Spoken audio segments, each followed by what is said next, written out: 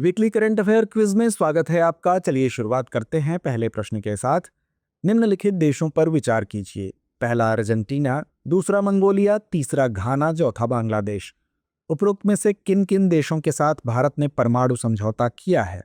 विकल्प ए 1, 2 और 3, विकल्प बी 2, 3 और 4, विकल्प सी 1, 3 और 4 या विकल्प डी 1, 2, 3 और 4। तो इसका सही जवाब है विकल्प डी 1, 2, 3 और 4।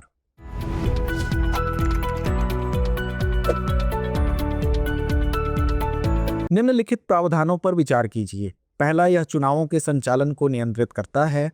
दूसरा, यह सदनों की सदस्यता के लिए योग्यता और अयोग्यता को निर्दिष्ट करता है। तीसरा, यह भ्रष्ट आचरण और अन्य अपराधों पर अंकुश लगाने के प्रावधान प्रदान करता है। उपर्युक्त प्रावधानों में से कौन से जनप्रतिनिधित्व अधिनियम 1951 का हिस्सा हैं? विकल्प ए केवल 1 और 2, विकल्प बी केवल 2 और 3, विकल्प सी केवल 1 और 3 या विकल्प डी 1, 2 और 3। तो इसका सही जवाब है विकल्प डी 1, 2 और 3। अग्नि 5 मिसाइल के संबंध में निम्नलिखित कथनों पर विचार कीजिए। पहला, यह एक उन्नत परमाणु क्षमता से युक्त सतह से सतह पर मार करने वाली बैलिस्टिक मिसाइल यानी SSBM है। दूसरा, यह एकीकृत निर्देशित मिसाइल विकास कार्यक्रम यानी IGMDP के अंतर्गत विकसित की गई मिसाइलों में से एक है, जिनमें पृथ्वी, त्रिशूल, नाग और आकाश भी शामिल हैं। उपर्युक्त कथनों में से कौन सा या से सही है या है? विकल्प ए केवल 1, विकल्प बी केवल 2, विकल्प सी 1 और 2 दोनों या विकल्प डी ना तो 1 ना ही 2। तो इसका सही जवाब है विकल्प सी 1 और 2 दोनों। भारत में नीतिगत चर्चाओं में सिलचर इकोनॉमी शब्द को प्रमुखता मिली है, जिसका सर्वोत्तम वर्णन इस प्रकार किया जा सकता है। विकल्प ए केंद्रीय बैंक द्वारा आरक्षित निधि के रूप में रखी गई चांदी जैसी कीमती धातुओं का कुल मूल्य। विकल्प बी वृद्ध जनसंख्या के सार्वजनिक और निजी व्यय से उत्पन्न आर्थिक गतिविधियां और बाजार के अवसर।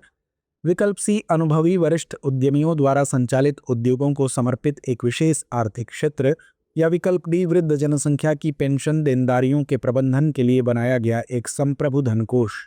तो इसका सही जवाब है विकल्प बी वृद्ध जनसंख्या के सार्वजनिक और निजी व्यय से उत्पन्न आर्थिक गतिविधियां और बाजार के अवसर। मानवाधिकार संरक्षण संशोधन अधिनियम 2019 के अनुसार राष्ट्रीय मानवाधिकार आयोग यानी NHRC के अध्यक्ष और सदस्यों का कार्यकाल क्या है? विकल्प ए 5 वर्ष या 70 वर्ष की आयु तक, विकल्प बी 3 वर्ष या 70 वर्ष की आयु तक, विकल्प सी 5 वर्ष या 65 वर्ष की आयु तक या विकल्प डी 3 वर्ष या 65 वर्ष की आयु तक।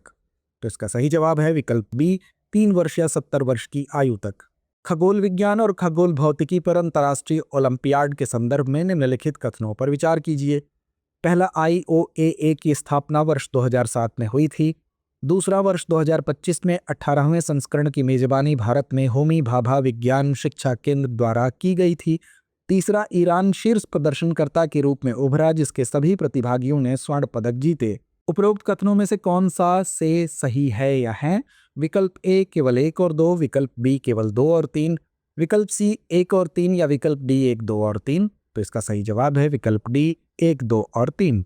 संयुक्त संसदीय समिति यानी JPC के संबंध में निम्नलिखित कथनों पर विचार कीजिए। पहला, यह एक तदर्थ समिति है जिसे किसी विशेष समय या विधेयक की गहन समीक्षा के लिए संसद द्वारा स्थापित किया जाता है।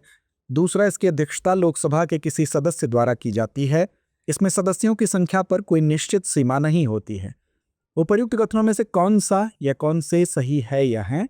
विकल्प ए केवल 1, विकल्प बी केवल 2, विकल्प सी 1 और 2 दोनों या विकल्प डी ना तो 1 ना ही 2। तो इसका सही जवाब है विकल्प सी 1 और 2 दोनों। भारतीय संविधान का कौन सा अनुच्छेद संसद की सदस्यता से अयोग्यता के आधारों को परिभाषित करता है? विकल्प ए अनुच्छेद 100, विकल्प बी अनुच्छेद 101, विकल्प सी अनुच्छेद 102 या विकल्प डी अनुच्छेद 103। तो इसका सही जवाब है विकल्प सी अनुच्छेद 102। निम्नलिखित पर विचार कीजिए। पहला, यूरो अटलांटिक साझेदारी परिषद यानी EAPC। दूसरा, भूमध्य सागरीय संवाद। तीसरा, इस्तांबुल सहयोग पहल। उपर्युक्त गठबंधनों में से कौन उत्तरी अटलांटिक संधि यानी N8 यानी NATO के भाग हैं? विकल्प ए 1 और 2, विकल्प बी केवल 2 और 3, विकल्प सी केवल 1 और 3 या विकल्प डी 1, 2 और 3। तो इसका सही जवाब है विकल्प डी 1, 2 और 3। भारत के संविधान का निम्नलिखित में से कौन सा अनुच्छेद भारत के महान्यायवादी के संसद के सदनों की कार्यवाही में भाग लेने के अधिकार से संबंधित है? विकल्प ए अनुच्छेद 77, विकल्प बी अनुच्छेद 78, विकल्प सी अनुच्छेद 88 या विकल्प डी अनुच्छेद 89? तो इसका सही जवाब है विकल्प सी अनुच्छेद 88। वर्ष 2025 में भारत में फाइनल से पहले विश्व मुक्केबाजी कांग्रेस की प्रतियोगिताएं किन देशों में आयोजित होंगी? विकल्प ए ब्राजील, जर्मनी और कजाकिस्तान, विकल्प बी रूस, जापान और चीन, विकल्प सी अमेरिका, इंग्लैंड और फ्रांस या विकल्प डी कनाडा, ऑस्ट्रेलिया और स्पेन। तो इसका सही जवाब है विकल्प ए ब्राजील, जर्मनी और कजाकिस्तान। कारपोरेट औसत ईंधन दक्षता यानी CAFE मानदंडों के संबंध में निम्नलिखित कथनों पर विचार कीजिए। CAFE मानकों को ऊर्जा संरक्षण अधिनियम 2001 के अंतर्गत अधिसूचित किया गया था। ये मानदंड पेट्रोल, डीजल, LPG और CNG यात्री वाहनों पर लागू हैं। उपरोक्त कथनों में से कौन सा या से सही है या है? विकल्प ए केवल एक, विकल्प बी केवल दो, विकल्प सी एक और दो दोनों या विकल्प डी ना तो एक ना ही दो। तो इसका सही जवाब है विकल्प सी एक और दो दोनों। अब एग्जाम की तैयारी को और बेहतर करने के लिए हमारे चैनल को लाइक, शेयर और सब्सक्राइब करना ना भूलें।